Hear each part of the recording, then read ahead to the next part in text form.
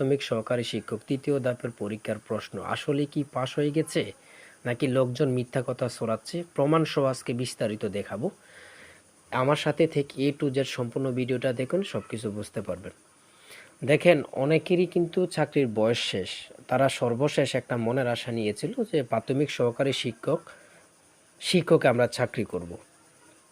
কিন্তু তাদের মনের আশা কি পূরণ হবে নাকি তাদের মনের কষ্টগুলো থেকে যাবে সারা জীবন?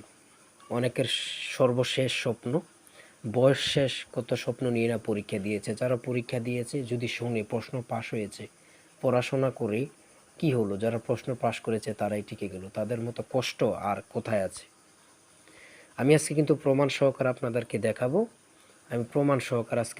দেখেন, সজীব দাস একটা কমেন্ট করেছে, কি না কষ্ট নিয়ে কথাগুলো বলেছে। প্রথম ধাপের আহাজারি, কান্না এখনও থামিনি, হৃদয়ে রক্তক্ষরণ এখনও আছে। আমাদের সাথে যা হয়েছে সারা বাংলাদেশ সেটা জানে। এর ধারাবাহিকতা দ্বিতীয় এবং তৃতীয় ধাপে হয়েছে।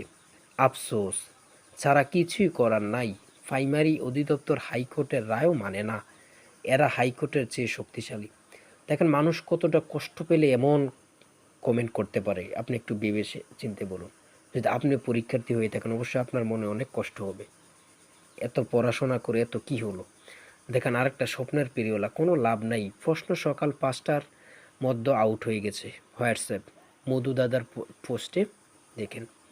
আসলে মানুষ কতটা কষ্ট পেলে এমন, মানে কি বলবো আপনারা বুঝতেছেন। প্রশ্ন পাস হয়েছে, সমাধান দিয়ে কি হবে? প্রশ্ন সমাধান তো আগেই হয়ে গেছে। জাতি পরীক্ষা আগেই সমাধান পেয়ে গেছে। 3 ধাপের পরীক্ষা। আহা, চোর আর বাটপার দেশ ভরে গেছে। এই দেশের স্বচ্ছতা জবাবদিহিতা অভাব আছে, আজও রয়ে গেল। মেধা মূল্যায়নের জায়গাটা অতি নগণ্য। আমি একটা কথা বলি, আপনারা জানেন প্রথম ধাপের পরীক্ষা কিন্তু অনেকজন আটকও হয়েছিল, অনেক অনেক কিছুর কারণে, আপনারা জানেন। আসলে কি বলবো, আপনার কমেন্টগুলো দেখে এবং চতুর্দিকে যা শুনতেছেন তা দেখে অবশ্যই বুঝে গেছেন প্রশ্ন কি আসলে পাস হয়েছে কিনা, পাস কি হয়েছে কিনা, এটা আপনারাই বুঝতেছেন। আমি আর কি বলবো, আমার বলার ভাষা আছে? আর সবার জন্য শুভকামনা। যারা ভালোভাবে পড়াশোনা করেও শুধু ইয়ার কারণে হেরে গেছেন, তাদের জন্য দোয়া রইল যাতে আপনিও একটি ভবিষ্যতের সুন্দর জায়গা পান। সবাই ভালো থাকবেন। আল্লাহ হাফেজ।